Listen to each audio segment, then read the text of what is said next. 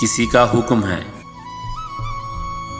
حکم ہے ساری ہوائیں ہمیشہ چلنے سے پہلے بتائیں کہ ان کی سمت کیا ہے، کدھر جا رہی ہیں۔ ہواؤں کو بتانا یہ بھی ہوگا، چلیں گی اب تو کیا رفتار ہوگی۔ ہواؤں کو یہ اجازت نہیں ہے کہ آندھی کی اجازت اب نہیں ہے۔ ہماری ریت کی سب یہ فصیلیں، یہ کاغذ کے محل جو بن رہے ہیں، حفاظت ان کی کرنا ہے ضروری، اور آندھی ہے پرانی ان کی دشمن، یہ سبھی جانتے ہیں۔ کسی کا حکم ہے دریا کی لہریں ذرا یہ سرکشی کم کر لیں، اپنی حد میں ٹھہریں۔ ابھرنا پھر بکھرنا اور بکھر کر پھر ابھرنا، غلط ہے یہ ان کا ہنگامہ کرنا۔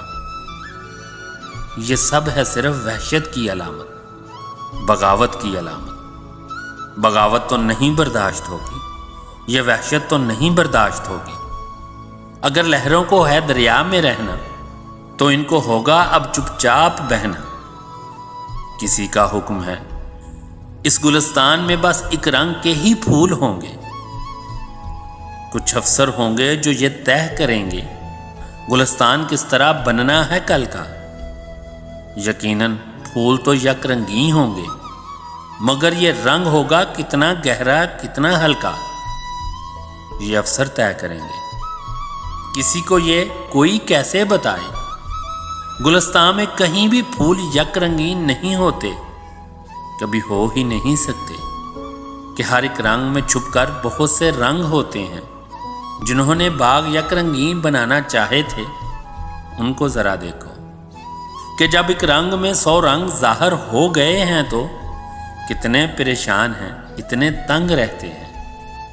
کسی کو یہ کوئی کیسے بتائے ہوائیں اور لہریں کب کسی کا حکم سنتی ہیں۔